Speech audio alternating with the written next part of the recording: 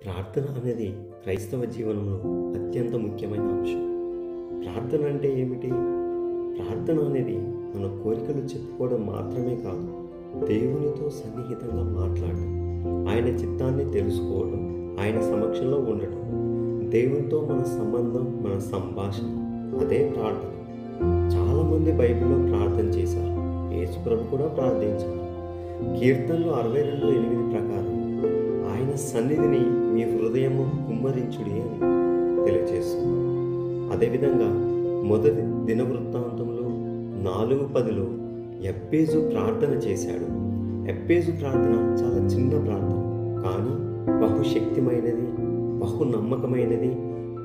నన్ను నిత్యంగా ఆశీర్వదించండి, నీ చెయ్యి నాకు తోడుగా ఉంచి, నాకు కీడు రాకుండా నన్ను తప్పించి, నా సరిహద్దులు విశాలపరచమని దేవుని ప్రార్థన చేశాడు. వాటిని పొందుకున్నాడు.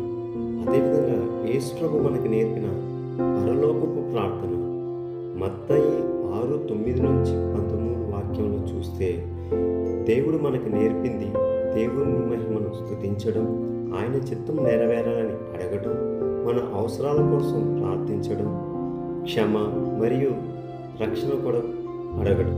ప్రార్థన అనేది క్రైస్తవుని శ్వాస. శ్వాస లేకపోతే జీవం ఉండదు, అలాగే ప్రార్థన లేకపోతే ఆత్మీయ జీవం ఉండదు.